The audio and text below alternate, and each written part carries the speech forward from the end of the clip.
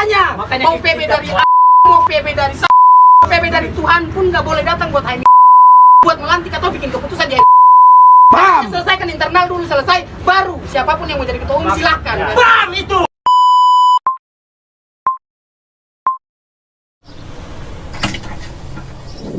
Selamat malam Sobat Gagal Bijak. Kali ini gue ketemu teman lama. Ya, sering ketemu sih.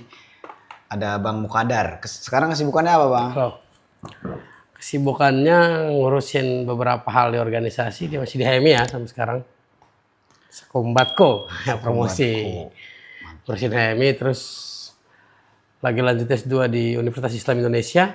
Alhamdulillah lagi dalam proses tesis. Doain biar cepat selesai juga. Oke, mantap, Bro. Berarti masih lanjut eskalasi di HMI ke Batko. Masih. Kemarin terakhir di cabang PAO berarti ya? Kemarin di cabang PO gue tuh dari ini. LK 1-nya 2014 akhir. Terus habis itu PA dulu. Dari PA dulu. PA komisariat berarti? PA komisariat dulu. Sekbid itu. Sekbid. Terus habis itu Sekbid PAO cabang dulu. Habis itu Kabid PAO, Resapel di pertengahan. Terus habis itu Ketua Bidang di Batko. Nah habis itu Sekum Batko. Kalau lu hitung-hitung dari dulu sampai sekarang udah berapa tahun lu aktif di organisasi HMI? Dari 2014 ke sekarang? Dari 10 tahun 2010 tahun gue di 10 HMI. tahun lebih. Nah ini menarik nih. Kita mau bahas fenomena aktivisme hari ini dan masa lalu kan pasti ada perubahan Ya. sedikit ataupun banyak. Yang lu lihat nih, perbedaan yang paling mencolok kader-kader atau aktivis organisasi mahasiswa zaman dulu sama sekarang tuh apa kira-kira? Ah itu. Sebenarnya gue sambil ngerokok ya boleh ya? Yang jadi perbedaan itu cukup mencolok ya. Itu bahkan tantangan semua organisasi sebenarnya. Yang pertama yang saya sering lihat itu berkaitan dengan mentalitas. Oke, Proses. Dalam hal ini kita bicara tentang loyalitas kader dan militansi kader. Betul. Itu betul-betul sangat-sangat mengalami perubahan yang cukup di mobil khusus HMI sendiri ya. Iya. Mobil khusus di HMI sendiri. Tipe kader zaman dulu, gue punya teman namanya Yudi Harahap. Iya benar. Tipe kader zaman dulu kita itu loyalitasnya itu betul-betul ada di angka yang cukup. Jadi kesadaran kita berorganisasi itu datang dari diri kita sendiri, datang dari kita sendiri, dan memang giroh berorganisasi kita itu masih cukup berapi-api. Jadi kebutuhan terhadap hal-hal yang sifatnya kajian, diskusi. Jadi wacana itu bergulir dengan sangat sehat di zaman kita. Nah sementara sekarang orang cenderung lebih pragmatis. Yes. Lebih pragmatis dalam artian ketika dia masuk di HMI atau di organisasi, ekspektasi dia tentang organisasi itu bagaimana caranya dia bisa meraut eksistensi sebesar mungkin untuk dia dengan cara yang paling simpel. Betul. Dengan cara yang singkat. Betul. Padahal ya sebenarnya berproses itu, kalau lu berproses singkat, ya hasil lu juga bakalan sesingkat yang sama dengan hasil proses lu kayak gitu. Iya. Itu biasanya. Gue sepakat sih. Serupa. Jadi gue lihat fenomena hari ini tuh kader-kader tuh nggak percaya yang namanya jam terbang. Oke lah mereka membicarakan tentang akselerasi, inovasi dan sebagainya. Tapi yang perlu gue garis bawahi, kecakapan seseorang itu berbanding lurus dengan jam terbang dia di organisasi. Karena perlu tahu ya teman-teman, ilmu tenang itu mahal. Sebagai seorang leader, sebagai seorang kader, kita dituntut untuk bisa bikin yang namanya decision making atau pengambil keputusan. Ya. Itu yang sulit. Teori itu memang betul, tapi untuk mengambil satu keputusan, ketenangan dalam bersikap, itu jam terbang. Iya. Gak bisa bohong itu. Orang yang gak berproses, tiba-tiba dieskalasikan jadi pengurus cabang, padahal di komisariat aja belum matang nih. Pasti berbeda dengan orang yang memang dia udah mempersiapkan diri, lama di komisariat, berproses, sabar. Dia pasti punya hal yang lebih dipertimbangkan orang lain dibanding orang yang gerasa kerusuk lah bahasanya, bener gak? Iya sih, makanya kan beberapa kali gue sering kali temuin pertanyaan yang gue pikir jawabannya itu nggak ada jawabannya. Jadi begini, kadang-kadang anak-anak itu sering bertanya begini, gimana sih caranya bisa jadi kayak abang ini atau bisa jadi kayak senior ini, bisa jadi kayak senior. Tapi ekspektasi dalam pertanyaan mereka itu soal buku apa sih yang abang baca biar abang sekeren itu, padahal sebenarnya kerennya orang di organisasi itu bukan soal dia membaca bukunya sebenarnya. Betul ya. Tapi bagaimana seberapa jam terbangnya dia dalam organisasinya. Iya. Jadi misalnya nih, gue jujur ya, kalau gue baca buku juga, tapi memang pada dasarnya gue lebih sering. Jadi panjangnya gue itu bukan soal baca buku banyak, bukan, tapi memang segala aktivitas organisasi itu gue ikutin. Betul. Jadi akhirnya pemahaman, terus bagaimana kita bisa bikin keputusan, itu bukan soal kita baca buku ternyata. Itu soal bagaimana jam terbang kita dalam proses organisasi itu sendiri. Betul. Ya, kalau gue lihat sepak terjang lo di HM ini udah gak bisa diragukan lagi, gitu, lihai lah. Ibarat kata, orang tahu lu berproses dari dulu ketum Komsat ya. Buat mungkin kader-kader yang ngerasain, kader-kader yang lihat Bang Mukadar jadi ketum Komsat, kemudian dia berproses sampai hari ini pun, memang secara fisik kasat mata itu terlihat gimana caranya lu ketemu orang ini, ketemu orang itu. Jadi ketika memang dia ada di posisi ini, itu menuai apa yang dia hasilkan, sampai bukan tiba-tiba dia langsung jadi sekumbat, itu kan hal yang mustahil sebenarnya. Itu yang orang lihat bahwa dia aja bisa, kenapa gue nggak bisa, padahal range waktu dia dengan range waktu kita atau lu itu beda. Iya. Dan itu yang kadang-kadang orang nggak mau ini. Bener, orang nggak mau sabar, orang nggak mau ngantri dulu, orang nggak mau. Oh iya, gue lihat si ini. Tapi dia berpikirnya, gue harus kayak dia sekarang juga, itu salah sebenarnya. Ya itu kadang-kadang yang bikin orang sering kalau bahasa organisasi offside namanya. Offside. Ya bener. Tapi serius, gini, gue pernah dulu waktu gue jadi ketum komisariat itu gue betul-betul rasain tuh sekarang perbedaannya gimana. Jadi tantangan gue waktu jadi ketum komisariat, gue bisa bikin latihan kader yang jadi pesertanya jadi pesertanya itu hampir 100 orang pesertanya. Iya. Di periode awal berarti ya? Periode awal gue. Dan itu bukan soal orang bisa, gue bisa yang lain gak bisa, bukan. Itu bukan soal itu. Tapi karena memang pas gue LK1, semua aktivitas organisasi, dalam hal ini komisariat gue itu gue ikutin semua. Betul.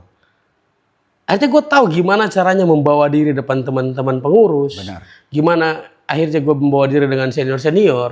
Gimana akhirnya gue membawa diri dengan orang-orang yang non-HMI. Betul. Gimana gue membawa diri dengan orang-orang yang beda background organisasinya. Jadi ke semua tempat itu cair. Akhirnya gue terinisiasikan tuh, terpikirkan untuk kemudian ternyata memang ini bukan soal siapa cerdas dan siapa nggak cerdas. Betul. Atau siapa pintar dan siapa nggak pintar, atau siapa baca buku dan siapa nggak baca buku. Tapi lagi-lagi gue kembali soal sepak terjang sebenarnya. Betul. Soal pengalaman lu seberapa lama lu di organisasi itu. Dengan dinamikanya. Betul. Begitu sih sebenarnya kalau gue. Sekarang kan kita lihat nih, banyak komisariat, gue masih di cabang juga kan sekarang. Itu ya, pada Kabit PU ya. Kabit PU, pemberdayaan umat. Nah, kita lihat itu orang-orang sebagian komisariat ngerasa bahwa susah nyari kader segala macam. Ya dulu juga susah sebenarnya, sama aja. Cuman gimana kita bisa ngerekrut 40, 50 bahkan sampai 100 orang, tergantung kemauan kita sebenarnya. Jadi bukan alasan ya, dari dulu emang susah gitu. Namanya juga kita promosi. Yang membedakan adalah sekarang belum melakukan tapi sudah mengeluh. Iya. Belum melakukan sudah mengeluh. Sudah mengeluh. Dan banyak orang yang memang memikirkan yang bukan batas wilayahnya. Ya dulu mungkin Bang Mukadar waktu ketemu komisariat ya fokus di komisariat aja. Dia nggak memikirkan cabang segala macam. Karena itu ada porsinya tersendiri. Iya, ada porsinya. Ada tangganya proses. Betul, itu. ada tangganya. Kalau sekarang kan banyak orang masih di komisariat udah mikirin sampai ke PB. Ya nggak nyampe. Ekspektasi yang kemudian membunuh. Terus yang unik lagi hari ini tuh orang cenderung nyari eksisten. Menurut lu penting gak sih itu? Eksisten, menggali eksisten dulu tapi kemampuan belakangan. Jadi kalau aku tuh eksistensi seseorang itu konsekuensi dari apa yang dilakukan sebenarnya. Sepakat. Itu jelas, maksud aku begini. lu mencoba mempromosikan diri lu, tapi kalau misalnya memang lu nggak layak untuk mendapat eksistensinya, ya tetap aja jatuh-jatuhnya orang akan merasa lucu sama tingkah dan apa yang coba lu buat sebenarnya. Benar. Jadi kalau misalnya eksistensi itu memang dia sangat bergantung pada proses kita, dia sangat bergantung pada track record kita misalnya. Misalnya, dan memang sih berkaitan dengan eksistensi ini ya, terkadang orang itu krisis legitimasi, pengen cepat-cepat diakui. Betul. Pengen cepat-cepat diakui. Iya. Padahal untuk mendapat pengakuan minimal kamu harus melewati beberapa tahap tertentu. Betul. Kira-kira begitu untuk mendapat pengakuan. Nah, orang-orang sekarang mereka pengen cepat mendapat pengakuan. Bahkan satu hal yang betul-betul jadi problem di HMI itu begini. Posisi struktural itu dijadikan sebagai wadah eksistensi. Iya. Misalnya jadi ketum komisariat, sekum komisariat, ketum cabang, sekum cabang, ketum batko, sekum batko, ketum PB ataupun sekum PB. Bahkan ketua-ketua bidang di organisasi. Nah, sementara ketika dia sudah ada di situ, dia berpikir begini bahwa ya saya sekum cabang atau saya ketum cabang, saya ketua bidang, tapi dia nggak ngapa-ngapain. Iya. Dia menggunakan itu sebagai seolah-olah bahwa ini sudah menjadi legitimasi dia untuk merawat eksistensi dari para orang-orang secara publik ya. Iya, betul. Padahal ternyata enggak, eksistensi itu tergantung bagaimana proses kamu. Betul, iya, sepakat gua. Jadi struktural itu hanya instrumen sebenarnya. Iya, instrumen pendukung gitu. Instrumen pendukung itu. Iya. Eksistensi itu bukan soal kamu sekum batko atau sekum cabang atau ketum cabang atau ketum batu, enggak. Betul. Eksistensi itu tentang bagaimana sikap kamu, tentang bagaimana langkah kamu, tentang bagaimana proses kamu dalam organisasi itu. Iya. Ketika dia ada di angka yang signifikan, itu autonya begini. Bahwa autonya itu yang maksud auto itu eksistensi itu menjadi konsekuensi dari proses yang ente jalani sebenarnya. Iya, iya. Itu kalau gua. Iya, gue sepakat sih gitu kan. Jadi uji kelayakan seseorang, apalagi pengurus HMI ya, di hierarki paling bawah sampai paling atas itu bukan ditentukan jabatannya sebenarnya. Manis banget sih. Jabatan itu kan instrumen Iya. pendukung, hadiah, reward dari hasil pengalaman, kerja keras dan kecakapan dia sebagai seorang kader untuk di wilayah itu. Nah, terus juga gue sering lihat nih kalau hari ini tuh kader-kader kadang ngerasa kalau HMI itu udah nggak bisa memenuhi ekspektasi dia, itu mungkin berimbas dari hal tersebut gitu ya. Ya, kalau gue gue setuju juga, dan memang sebenarnya bukan dari person-person juga, memang ya kalau organisasi itu dihidupin sama kader ya. Iya, benar. Kalau misalnya nggak dihidupin sama kader, organisasi juga mati juga. Betul. Nggak ada jiwanya juga akhirnya, nggak ada raganya, jangan jiwanya juga.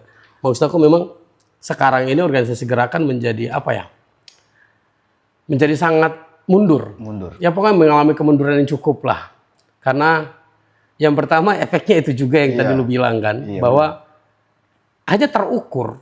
Dulu ketika kita bicara tentang kader organisasi, mulai dari HMI, GMNI, PMII, PMKRI, dan segala macam organisasi, kader-kader mereka betul-betul menunjukkan kapasitas mereka sebagai kader organisasi. Iya, sepakat. Nah, akhirnya apa? Ketertarikan orang itu ada di situ. Iya. Bahwa ternyata organisasi itu salah satu wadah untuk melatih kita menjadi leader. Yes. Untuk melatih kita menjadi pemimpin. Yes. Nah, dengan problem yang tadi kita barusan bicarakan itu kemudian menggerus sebenarnya eksistensi organisasi. Yes.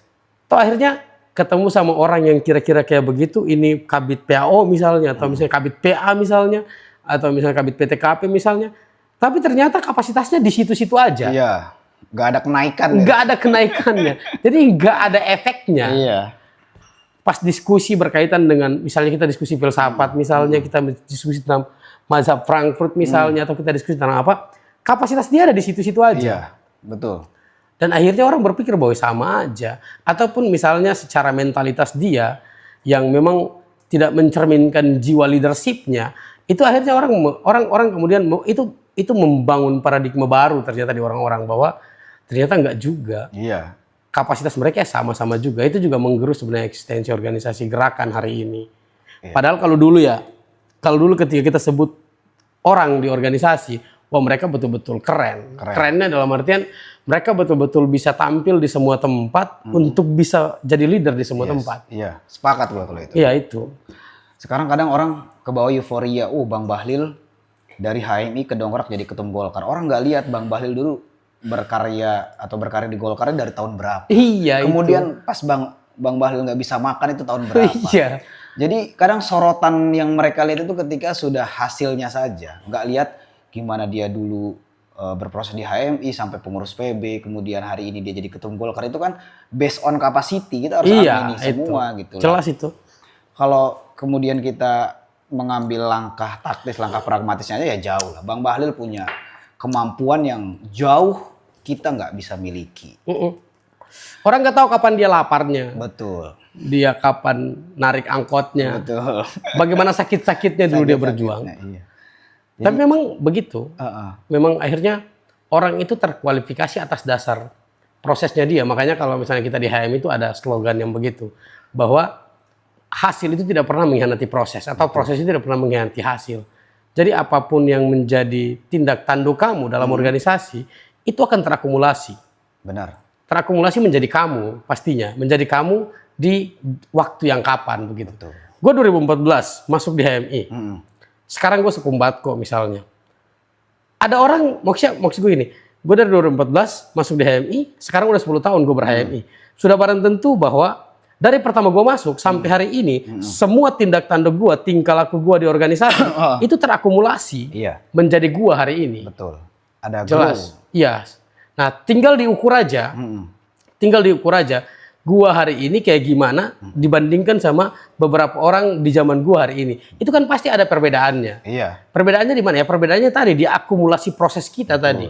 Akumulasi proses kita itu menentukan bahwa hari ini kita itu seperti apa. Iya. Kalau kita lihat juga dari perkaderan formal lanjutan kayak LK2. Dulu kita berangkat itu, satu tas itu ya baju paling segini lah, nggak banyak-banyak. Itu isinya buku. Gue lihat sekarang beberapa kali gue ngisi, gue mandu di... Ya kan kita berdua LK2 bareng kan? Iya. Lu ingat betul itu? Kita berangkat dari kereta yang kita bawa banyak itu buku. Ya paling korek sama rokok lah sisanya gitu kan. Baju sedikit secukupnya aja. Tapi kalau gue lihat sekarang orang berangkat training raya itu bawa koper bos. Gue kira bawa buku isinya baju semua. Baju semua. Jadi ketika screening gelagapan, mereka itu punya satu kayak apa ya, bentuk pembelaan. Oh, gue udah jauh-jauh, gue udah bawa barang pasti dilulusin. Nah itu yang sebenarnya perlu kita perbaiki. Iya, itu juga perlu banget. itu masalah banget. Masalah banget itu sebenarnya. Itu masalah banget. Karena orang menganggap bahwa ya kalau gue ikut training, yang penting gue hadir. Gue lulus. Yang penting gue lulus, udah selesai. Tapi kan ada pertanggungjawabannya sebenarnya. Ada pertanggungjawabannya pasca training. Pas kalau ya sama lah sama kayak kita kuliah ya. Sama kayak kita kuliah kalau misalnya lu cuma datang kuliah, duduk, terus habis itu pulang, pasti beda hasilnya. Dalam artian bahwa ketika kalau misalnya kita harus bikin perbandingan, kita cari dua sampel yang dia cuma kuliah, pulang, terus anak yang misalnya dia kuliah tapi dia punya kegiatan ekstrakurikuler yang lain misalnya, itu pasti hasilnya beda. Beda banget. Mungkin di awal-awal nggak kelihatan ya, di awal, tapi itu akan terakumulasi pada waktunya nanti, kira-kira begitu. Iya. Ya kadang miris, kita lihat training raya orang cuma bawa modul dan berharap belas kasihan. Itu gua bisa bilang nggak bermutu orang kayak gitu. Artinya apa? Kadang ada satu kalimat yang bikin jengkel. Kalau misalkan saya gak dilulusin, nanti hubungan baik cabang saya dengan cabang A ini akan buruk. Itu gak ngefek sebenarnya. Itu bukan urusan lu gitu kan. Itu udah urusan hal lain yang gak perlu itu. Makanya ya saran kita sih untuk cabang-cabang yang lain, kalau ada kader yang memang dia nggak niat buat training lanjutan, buang aja. Ya, kalau gue sih memang itu harus menjadi kualifikasi di setiap cabang. Di setiap cabang. Jadi memang harus betul-betul verifikatif. Dalam hal ini verifikasi itu bukan untuk apa, tapi paling minimal kita menguji kelayakan kader-kader ya, tentu untuk tidak memalu-malukan cabang lah, atau untuk tidak menjelek-jelekan nama cabang lah. Cabang Yogyakarta datang training di Jakarta Raya atau cabang Makassar kapasitasnya kayak begini. Nah itu juga, itu bikin malu juga. Kalau berbicara tentang perkaderan formal, gue sendiri pernah ngelola bareng lah kita di LK2 cabang Jogja. Ini berkaitan erat dengan orang yang habis lulus LK2 kemudian dia merasa pintar, dia merasa paling tahu. Nah itu salah. Gue masih ingat banget kata-kata lo. Kita ikut LK2 itu, hal baik yang bisa kita dapat secara instan adalah rasa cinta kita yang berlebih kepada HMI dibanding orang lain. Itu konkret teman-teman, karena ketika teman-teman ngerasa habis pulang LK2 kemudian langsung menggurui, kemudian so tahu ya bisa dihajar sama orang. Itu makanya kan gue bilang tuh ternyata memang bukan di struktur doang. Iya benar. Tapi di jenjang trading pun dijadiin sebagai ajang pamer eksistensi. Asli itu. Kelihatan banget sekarang. Seolah-olah bahwa kita yang sudah LK2 kita lebih keren daripada yang LK1 karena kita sudah melewati satu tahap lagi training. Padahal sebenarnya enggak. Gue ingat banget tuh, beberapa teman-teman gue waktu angkatan training gue waktu LK1 ya. Jadi gue sering istilahin kayak begitu. Selalu gue istilahin kayak begitu setiap kali gue ngisi training misalnya. Jadi LK1, pas gue LK1, ada spirit ternyata. Iya. Ada spirit yang tumbuh dalam diri gue. Ada kesadaran yang berbeda dari orang-orang yang saya sebut tidak ikut training ya misalnya. Iya, benar. Atau mahasiswa yang non-organisasi misalnya. Ya mungkin orang mendapatkan kesadaran mereka di tempat-tempat yang berbeda-beda. Tapi saya ceritain saya ya. Misalnya saya pas masuk HM ini, pas selesai training, ada semacam kesadaran tersendiri ke gue. Bahwa oh iya, gue harus berproses. Benar. Jadi api itu mulai ada. Makanya biasanya pas orang-orang pas selesai training ya, itu pada semangat ngumpul, diskusi, kajian. Iya, terus nanti pertengahan tahun atau sudah 1 tahun lebih mulai redup lagi tuh.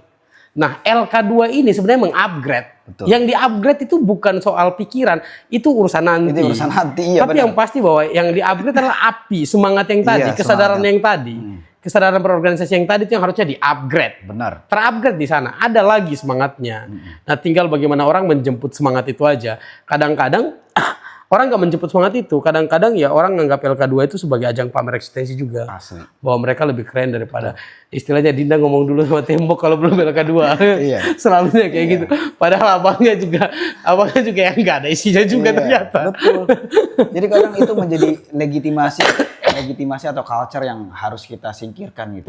Kayak habis LK2 merasa paling pintar. Ya kita sebagai orang yang ngelola itu ya paham betul kapasitas kalian itu di mana. Kadang kita kan berteman di sosmed, kemudian udah upload sana upload sini ya. Sorry tuh saya kapasitas itu segitu. Iya. Jadi gue kadang bingung. Itu berimplikasi sebenarnya. Jadi yang sudah LK2 terus habis itu ikut SC. Iya. Sama pun polanya. Sama persis. Sama persis. Screening, pulang ceritain bagaimana sulitnya dia screening SC. Iya. Materinya dari mana aja. Padahal dia lulus karena yang screener kasihan, Pak. Belas kasihan. Jadi kan gue sering bilang kalau di screening SC itu gue sering bilang kayak gini. Jadi mending lu goblok banget. Iya, goblok banget. Lu cerdas banget. Jangan setengah-setengah atau lu tukang olah, Pak. Iya, Pak. Jadi kalau goblok banget minimal screener tuh malas lihat lu, Cok. Betul. Datang masih belum bisa masih ya udah sih lu pindah aja. Nah, biasanya begitu tuh. Betul. Nah, dan itu berimplikasi buat perkaderan. Gue beberapa kali mandu trainingnya. Gue coba beberapa master yang bareng sama gue. Jadi gue dulu lahir di zaman master-master yang cukup keren waktu itu. Ada Bang Samsul, mantan ketum BPL kalau nggak salah. Terus ada Bang Adib, ada Yunda Indah. Ya pokoknya master-master yang memang punya kapasitas mandu. Kompeten lah ya. Kompeten di bidang dia. Ya mungkin dan itu memang mungkin cuman LK1 ya. Tapi memang sekarang itu dari efek yang tadi kita bicarakan itu akhirnya dia berimbas sebenarnya. Waktu gue kelola training per belakangan ini ya, beberapa tahun terakhir ini, gue kelola training, gue coba uji sebenarnya beberapa teman-teman master untuk coba mereview materi. Misalnya teori perubahan sosial. Gue tahu ya, lanjut. Teori gerakan sosial. Dan gagap gugup mereka. Gelagapan. Mereka milih opsi teknis. Opsi teknisnya apa coba? Kan biasanya kalau kita di training LK2 itu ada namanya presentasi jurnal. Ya akhirnya mereka cuma bisa, siapa yang belum presentasi jurnal? Bisanya cuma itu. Karena mereka nggak mampu beradu ide dengan peserta LK2. Itu. Dan ketidakmampuan mereka untuk beradu ide dengan teman-teman LK2 itu implikasinya gara-gara tadi training yang mereka laksanain itu cuma untuk apa? Untuk menggeruk eksistensi aja. Untuk dapat legitimasi bahwa dia seorang master. Itu. Benar, fenomena master yang sorry to say ya, kita juga termasuk master gitu kan, pengelola latihan formal. Tapi beberapa kali gue lihat nih, gue kan sebelum isi materi gue lihat tuh master ya, tuh penyampaiannya, gue bilang ini orang kok bisa dilulusin SC. Kenapa ya? Dari cara penyampaian dia, oke lah kalau dia masih magang gitu. Tapi kan magang, standarnya magang itu diluluskan itu kan kalau SC itu beda sama LK2. Ya. Dia punya instrumen tertentu Iya. sehingga dia layak diterjunkan di forum training. Entah itu mentalnya, psikologi forumnya, terus bagaimana rekayasa forumnya dan sebagainya. Tapi ini blast. Seminimalnya gue kasih triknya nih. Lu sebelum masuk itu lu baca dulu. Misalkan lu mau masuk ngisi mission, ya lu baca dulu mission, gerakan mahasiswa dan sebagainya, udah jelas itu kan.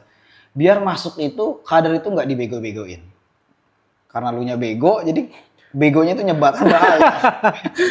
Yang lebih fatal lagi, kalau misalnya lu bego, terus lu pura-pura ngolah, tapi ketahuan sama peserta. Iya, betul. Nah itu yang bikin malu. Makanya memang rata-rata kapasitas master-master yang kayak begitu, ini bukan soal kita mendiskriminasi master atau kita bicarakan tentang aib-aib master-master, bukan. Tapi memang ada pola yang harus dirubah sebenarnya. Betul, Minimal harus dirubah dalam setiap kali menjelang momentum training. Karena itu implikasinya panjang nanti, Karena yang kayak begitu itu akhirnya orang menganggap bahwa sama aja masuk organisasi dan gak masuk organisasi, toh kapasitasnya begitu saja.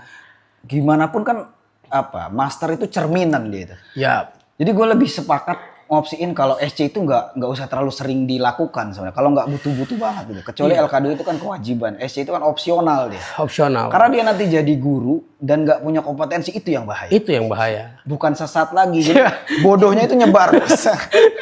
Gue berapa kali kan, maksudnya ya sama lu lah bareng-bareng lah.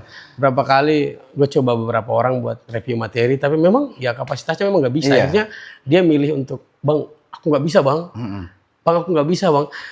Masalahnya pas lu ngomong nggak bisa ke gua, lu itu udah master sekitar 3 tahun yang lalu. Iya benar. Begitu. Itu yang jadi masalah. Jadi masalahnya ya lu nggak belajar selama ini.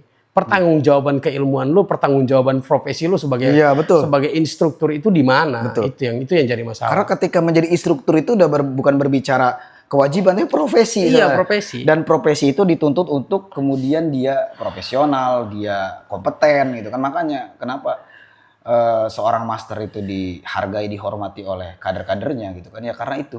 Satu, dia punya talenta, dia punya kompetensi untuk kemudian menjadi guru di HMI. Itu yang nggak kita bisa lihat hari ini. Makanya udahlah, SC itu nggak usah terlalu sering gitu. Iya. Kan. Ini LK2 aja yang training-training wajib gitu. Terus kira-kira pesan lo apa nih buat perkaderan hari ini, buat mahasiswa hari ini, atau apa sih yang lo mau bawa di Badko? Ini kan kita juga menunggu-nunggu. Jadi ini ya, bro ya, sebelum nanti gue cerita ke sana ya, memang untuk beberapa dekade terakhir ini, beberapa tahun terakhir ini, organisasi gerakan itu kemudian yang tadi kita ngobrolin, mengalami kemunduran banget. Dunia kemahasiswaan misalnya, HMI yang seharusnya ladangnya di kampus, tapi ternyata orang-orang yang mencari, jadi kan sales aja, jadi sales, minimal itu diambil kualifikasinya cantik dan bisa ngomong. Betul. Minimal itu untuk jadi sales. Bagaimana kita yang mempromosikan organisasi gerakan yang notabene menjadi organisasi terbesar di Indonesia, berdiri dari zaman Orde Lama, Orde Baru, Reformasi, hingga sampai era 4.0 misalnya, revolusi 4.0, itu masih hidup sampai sekarang HMI. Dan mengklaim punya banyak tokoh intelektual, mengklaim paling banyak melahirkan generasi pemimpin, pemimpin di setiap lembaga, instansi, bahkan di kancah nasional itu banyak HMI. Bagaimana kemudian orang yang mempromosikan HMI itu ketika dia tidak punya kapasitas sendiri, itu juga bermasalah sebenarnya. Makanya kalau misalnya lu tanya apa pesan gua sebenarnya, ya pesannya cuma satu sebenarnya. Jadi kesadaran kita. Gue tuh selalu bilang begini, bro. Jadi proses itu gak pernah, pernah berpikir bahwa gue jadi Sekum Badko, itu untuk membesarkan gue sendiri, enggak ternyata. Jadi gini, ada pola proses sebenarnya. Gue waktu jadi Kabid PA, komisariat misalnya, gue berusaha untuk bikin follow up. Gue handle training. Bikin acaranya bagaimana begini. Terus habis itu pas follow up, yang hadir pesertanya 20 orang, yang hadir buat follow up cuman 10, cuman 11. Jadi pas ada yang nggak hadir, kita salahin orang lain. kita salahin anak-anaknya. Sebenarnya kalau gue lebih pada begini. Jadi setiap aktivitas atau setiap tindak tanduk, setiap langkah yang kamu buat di organisasi itu menjadi bagian dari proses lu. Maksudnya begini. Jadi kesalahan itu dikembalikan buat kita sebenarnya. Jadi pas lu eksekusi follow up, lu berusaha buat kumpulin anak-anak, berusaha buat cari pemateri, bikin tor dan segala macam. Ya itu bagian dari proses lu. Udah, itu bagian dari prosesnya. Nah, jangan berpikir bahwa kita sedang mempersiapkan atau kita sedang memfasilitasi orang untuk berproses. Enggak ternyata. Jadi masing-masing orang di organisasi itu dengan prosesnya masing-masing. Sepakat gua akan hal itu. Jadi bukan berarti gua jadi ketum cabang, gua berusaha untuk mensejahterakan cabang. Enggak. Itu udah menjadi proses lu, bagaimana cara lu memimpin, bagaimana seni leadership lu mainkan di sana. Nah itu, misalnya lu lagi siapin agenda untuk anak-anak diskusi misalnya, terus ada yang nggak datang, lu bilang bahwa nggak, anak-anaknya pada malas. Enggak, gagal ataupun berhasil itu pemaknaannya adalah proses lu sendiri. Kayak gitu.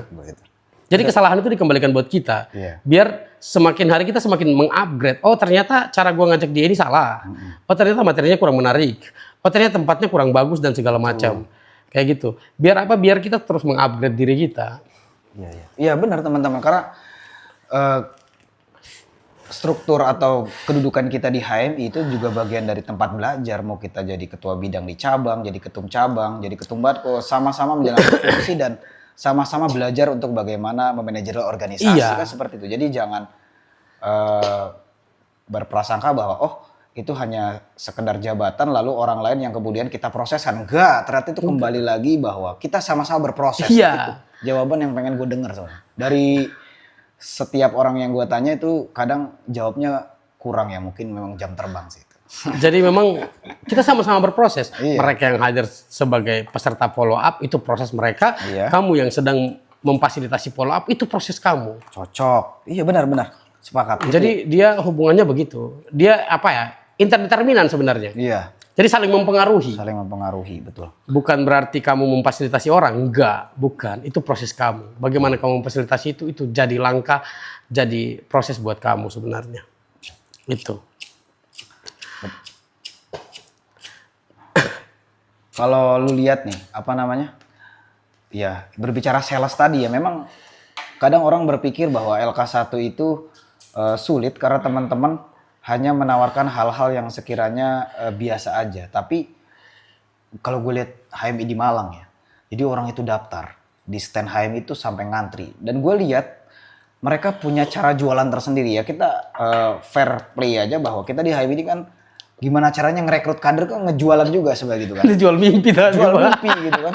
Jual mimpi. Tapi gue lihat beberapa cabang termasuk di Malang itu jago banget merekrut. Karena based on capacity. Jadi ada cara tersendiri. Contoh dia nunjukin kader-kadernya yang memang bisa dapat scholarship.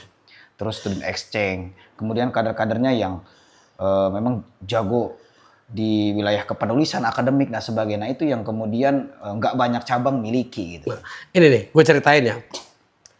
Dulu gue waktu bikin LK1 HMI Komisaris Ahmad Dahlan tahun 2017-18 itu, gue kepikiran buat itu ternyata bro. Jadi gue nggak mau pakai pamfletnya, gue nggak mau pakai pamfletnya Anies Baswedan, gue nggak mau pakai pamfletnya Yusuf Kala, gue nggak mau pakai pamfletnya segala tokoh HMI yang gede itu. Gue nggak mau tuh. Karena apa? Bagi gue itu jauh dari anak-anak yang mahasiswa baru. Karena mereka dari SMA nih, naik ke universitas, masuk ke universitas.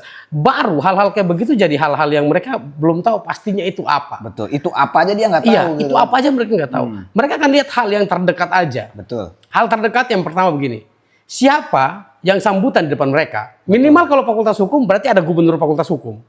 Sepakat. Nah, terus kemudian minimal kalau itu perkenalan lembaga, misalnya Dewan Perwakilan Mahasiswa, berarti sudah barang tentu teman-teman Dewan Perwakilan Mahasiswa, dalam hal ini ketua-ketua Dewan Perwakilan Mahasiswanya, ketua-ketua lembaga di kampus, itu kan yang mereka anggap sebagai leader sebenarnya. Itu kan sebenarnya yang jadi tokoh di universitas, tokoh-tokoh ya pejabat-pejabat kita di universitas. Betul. Dan akhirnya itu yang gue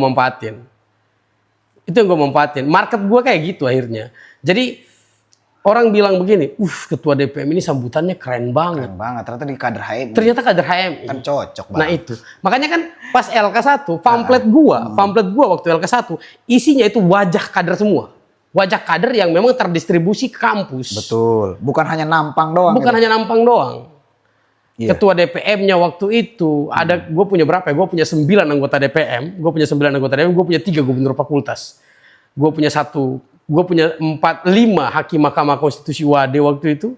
Maksudnya itu semua yang orang tahu mereka punya kapasitas, yang setiap kali ada dinamika kemahasiswaan, mereka selalu tampil. Mereka selalu yang bisa hadir untuk menyelesaikan problemnya. Mereka selalu yang menjadi opsi untuk menyelesaikan beberapa permasalahan di universitas. Nah, orang-orang itu yang kupakai sebagai promosi. Iya. Aku bikin pamflet, semuanya bikin pamflet. Aku suruh kasih testimoni, biasanya begitu. Ketua DPM, aku minta tolong ya, nanti ketua bikin testimoni untuk LK1. Nanti dibuatin, kirim ke Kominfo biar dibikin pamflet. Jadi akhirnya kenapa kadernya banyak? Karena begini, ekspektasi mahasiswa baru ketika datang di universitas, ekspektasi orang-orang yang betul-betul pengen jadi besar gitu, dengan jalan kuliah itu. Ekspektasinya cuma satu sebenarnya, bro. Gimana? Dia lihat siapa yang berdiri depan dia, siapa yang ngomong depan dia. Cocok. Iya benar. Soalnya kalau misalnya lu tunjukin Akbar Tanjung, nggak tahu di Akbar Tanjung itu siapa. Iya. Wah, abang ini keren banget. Wah, abang ini keren banget. Abang ini keren banget. Kenapa bisa bilang keren? Karena ya dia ngomong depan mereka. Nah, di situ akhirnya kemudian setelah beberapa bulan setelah mereka selesai ospek dan segala macam, nah pamfletnya muncul tuh. Oh iya, ternyata abang ini yang kemarin ngomong. Oh, HMI ya. Ikut training. Akhirnya jadi banyak lah kemarin.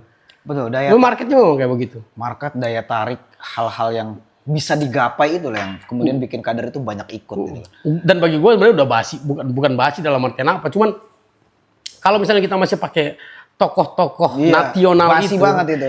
Kalau ada teman gue Haryono Kapita namanya, tokoh-tokoh nasional. Jadi kalau kita pakai tokoh-tokoh nasional itu hal yang tidak diketahui sama mereka. Mereka mimpinya terlalu jauh itu. Mimpinya kejauhan.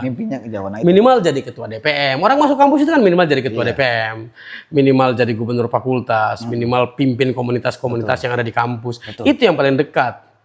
Nah makanya aku bilang sekali lagi bahwa HMI harus punya satu visi besar.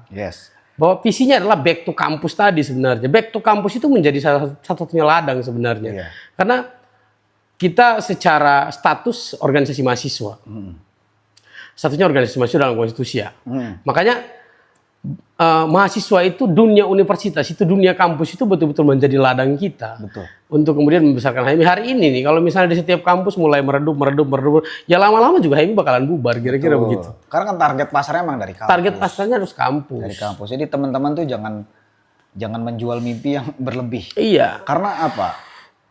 Sederhananya, orang ikut HMI, mahasiswa baru lihat abang kelasnya jago ngomong, kemudian cara penyampaiannya bagus, suka baca buku, itu hal yang prestisius bagi mereka. Prestisius bagi mereka. Tapi kalau teman-teman yang kemudian jadi panitia oprek, nggak memiliki itu semua, ya apa yang mau kita jual? Target market apa yang mau kita capai kan nggak ada gitu. Jadi menurut gua, kalau misalkan kita kan tadi berbicara tentang perkaderan dan sebagainya, kekurangan kader itu karena memang dari teman-teman sendiri nggak ada niat nggak ada kemauan yang berlebih lah. Untuk mempromosikan, untuk kemudian belajar, sulit jadinya. Ya tentu saja ya, kalau gue ya jelas kita nggak bisa salahin kader baru atau mahasiswa baru itu nggak bisa salahin, atau kader yang baru training di HMI itu nggak bisa salahin mereka. Salahnya adalah teman-teman pengurus, teman-teman yang sudah ber-HMI terlebih dahulu begitu. Atau teman-teman yang pertama sudah lebih dulu berproses. Lebih dulu berproses waktu gue kayak gitu. Jadi kalau misalnya kita salahin mereka, ya kesadaran mereka memang ada di titik itu. Iya, sepakat gue. Kalau misalnya lu salahin mereka, ya sama aja lu sama mereka. Seharusnya lu harus ekstra berpikir. Betul. Sebagai pengurus, sebagai yang menjalankan mobilitas organisasi, roda organisasi, lu harus ekstra berpikir. Betul. Oh tantangannya sekarang beda nih. Ternyata HMI atau organisasi gerakan itu semakin hari semakin tergerus gara-gara tidak punya spesifikasi misalnya. Atau tidak lebih general belajarnya misalnya, nggak spesifik pada satu bidang ilmu dan segala macam. Ya sebenarnya itu bukan masalah juga sebenarnya, karena HMI bebas sebenarnya. Bebas dalam artian kita bisa bikin spesifikasi keilmuan apa aja, kelas-kelas keilmuan di HMI itu juga bisa kita bikin. Kan sampai hari ini kita punya banyak LPP misalnya. Nah, itu. Kita punya banyak LPP dan segala macam. Nah cuman memang memang menurunnya intensitas anak-anak orang-orang mahasiswa-mahasiswa untuk ikut ke organisasi gerakan itu letaknya ada pada kesalahan teman-teman pengurus sebenarnya. Kalau saya, letaknya ada pada kesalahan, letak dominannya pada teman-teman pengurus karena yang pertama satu, dengan banyak variabel, dengan banyak hal yang sudah kita diskusikan sebenarnya itu semua berefek ternyata. Berefek, orang masuk ke HMI untuk mau jadi ini, jadi ini, jadi itu, jadi ini, mau cepat-cepat jadi tokoh dan segala macam, ternyata ya nol juga dan segala macam, kosongan juga. Akhirnya apa? Akhirnya dia nggak mampu kemudian memprospek, dia nggak mampu kemudian melakukan satu terobosan yang itu menarik untuk orang-orang lihat. Betul. Karena instan. Karena memang isi kepalanya pragmatis, pengen cepat-cepat dilegitimasi, pengen cepat-cepat mendapat pengakuan, pengen cepat-cepat harus diakui, pengen cepat-cepat harus diberikan aplaus. Abang ini keren banget jadi sekum cabang, jadi ketum cabang, jadi kabit PAO cabang. Padahal ya ternyata dia nggak bisa ngapa-ngapain juga. Betul. Nah itu masalah sebenarnya. Sangat bermasalah. Itu masalah. Iya betul. Ya kalau berbicara tentang needs, kebutuhan, basic interest, juga bukan alasan karena kan LPP itu juga bisa dibentuk sesuai dengan kebutuhan. Sesuai dengan kebutuhan. Tapi itu tadi di mana letak sejauh mana tanggung jawab pengurus untuk kemudian bisa menghidupkan itu semua kan begitu. Responsibilitas yang bisa kita lihat sejauh mana sih supaya karena kader itu aset berharga boy. Iya sih. Kalau di HMI udah nggak ada kadernya ya ngapain gitu kan. Sekarang kerjaannya kita salahin kader selalu. Iya. Masalahnya kita belum berusaha. Jadi usaha kita belum maksimal, salahnya udah dilempar ke kader. Betul, udah ke kader. Minimal usaha kita maksimal dulu, baru tuh. Kalau kamu ngerasa usaha kamu sudah maksimal, mereka nggak punya standar buat usaha maksimal itu. Yang penting udah komunikasi, udah selesai. Nggak bisa kayak gitu. Gua dulu datangin kader, tidur di kos-kosannya. Datangin, ada masalah apa? Mau tanyain, gue cerita, ngajak ngopi dan segala macam. Ya hari ini orang mau kayak begitu. Masa iya gua kabit duduk sama kader biasa. Nah itu udah susah banget. Ada sekat ego yang kemudian menghalangi itu semua. Entah apa yang mereka pikirin. Jadi semacam ada pembagian kelas antara orang yang di struktur lebih tinggi dengan orang yang di struktur yang lebih rendah. Gue sepakat. Padahal enggak, karena aku udah bilang tuh ternyata HM itu prosesnya interdeterminan, saling berpengaruh ternyata. Satu sama lain. Satu sama lain saling berpengaruh banget. Hari ini senior-senior kita, misalnya Kahmi dan segala macam itu nggak mungkin kuat secara eksistensi kalau HMI-nya juga nggak kuat. Itu. Kira-kira begitu. Dan HMI nggak bakalan kuat kalau nggak ada support dari Kahmi. Jadi memang saling berpengaruh. Mutualisme gitu. Mutualisme simbiosisnya. Betul. Nah, jadi nggak boleh ada sekat itu sebenarnya. Sekat bahwa gue hari ini siapa dan nggak boleh dulu. Enggak. Gue kalau misalnya mengklasifikasikan orang dari struktur itu enggak ya. Karena sampai hari ini mau dimanapun struktur gue mau punya bebas. Mau sama ketum komisariat, mau sama departemen-departemen, mau ya bagi gue biasa aja. Udah. Di ruang struktur mungkin secara simbolik kita berbeda, tapi secara apa ya? Secara kader organisasi ya kita sama aja. Kita punya status yang sama. Kita punya status yang sama sebagai anggota HMI. Iya gitu. Kira-kira apa yang harus kita kolaborasikan untuk bisa menjadikan HMI lebih baik dengan teman-teman cabang, dengan teman-teman komisariat ataupun dengan teman-teman organisasi gerakan yang lain? Itu yang harusnya dipikirkan. Bukan soal kamu siapa dan dia siapa, enggak. Iya, cocok gitu. Soal kamu jabatannya apa dan dia jabatannya apa, enggak. Kalau berpikirnya secara klasifikasi atau kasta itu yang kemudian bikin orang merasa tinggi lebih dahulu, padahal ya kita melihat bahwa dia di situ-situ aja gitu kan. Dampak buruknya banyak, kayak ya kader dibiarkan begitu aja, kemudian kita yang merasa tinggi dengan ekspektasi kita sendiri, mimpi kita sendiri dihancurkan oleh mimpi kita sendiri gitu. Nendang botol nanti. Nendang botol Iya gitu teman-teman. Jadi memang begitu ya, ilustrasi sederhana. Gue pernah diskusi sama ada teman juga, Yudi Harahap. Ya memang begitu. Ilustrasinya sederhana, kan pemain catur soalnya. Jadi ilustrasinya sederhana. Bro, kalau misalnya pion dipaksa ster, itu yang salah. Salahnya apa? Salahnya ketika pion dipaksa ster dan ster yang terpaksa menjadi pion yang terpaksa menjadi ster ini ketemu sama pion orang, getar-getir dia. Karena apa? Jam terbang dan memang belum sesuai gitu. Belum sesuai. Kualifikasi lu belum sesuai. Akhirnya apa? Akhirnya mentalitas kita jadi yang kelihatan gue strukturnya tinggi, tapi secara kapasitas kok sama kayak anak LK1. Nah, itu yang masalah. Iya, benar. Ya itulah. Apa kayak fenomena narsis hari ini tuh sedikit banyak sama-sama perlu kita ubah lah gitu. Narsis boleh gitu kan, dokumentasi boleh, apapun itu boleh, asalkan untuk kepentingan organisasi. Tapi kalau misalkan itu dimaknai untuk hal individu yang kemudian dampaknya kurang baik, ya salah juga. Salah juga karena berpikiran kasta, kemudian kita dikubur oleh ekspektasi kita sendiri, yang ada apa? Kita jadi malas, kader pun hilang gitu kan. Jadi sulit teman-teman. Mungkin itu aja lah obrolan hari ini, atau ada lagi? Enggak, kalau gua ya terakhir ya buat teman-teman mahasiswa, teman-teman organisasi gerakan, sampai hari tadi ini organisasi mahasiswa sudah membuktikan dirinya sebagai wadah untuk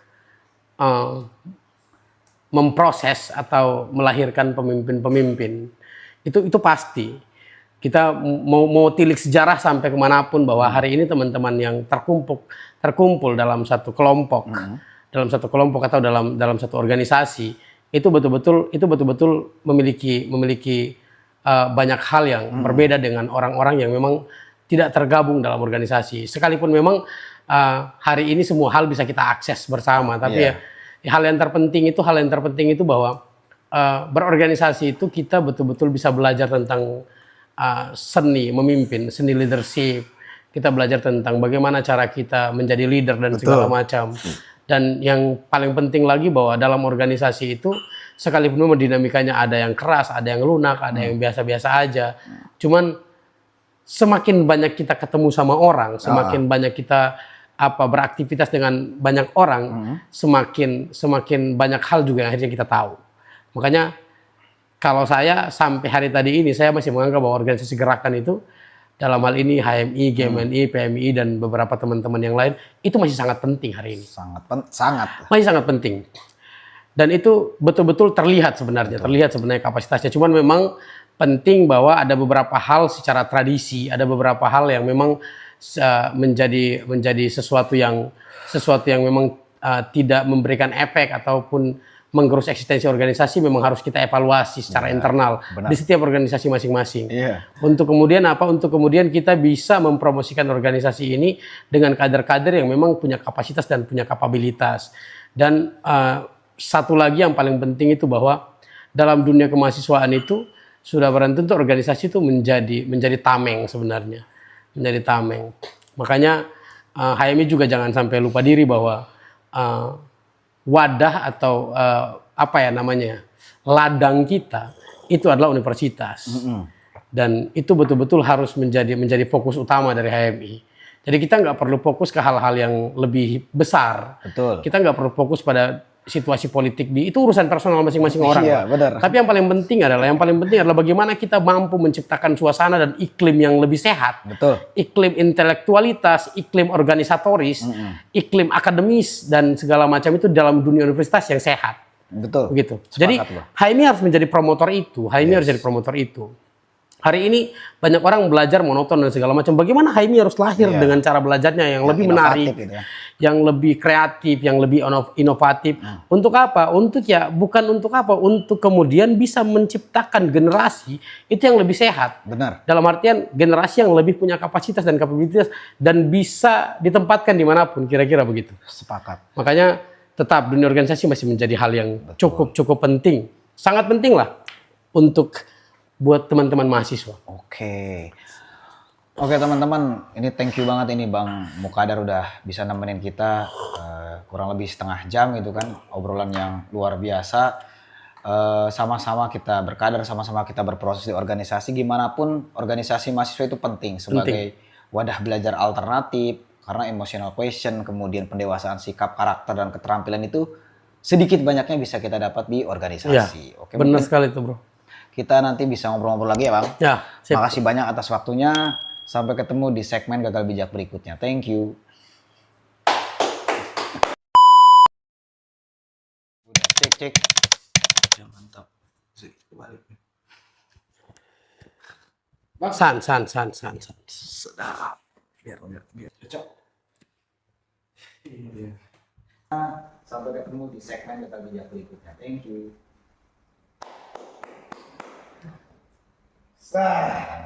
Berapa menit, Jis? 49. 48, hampir 50.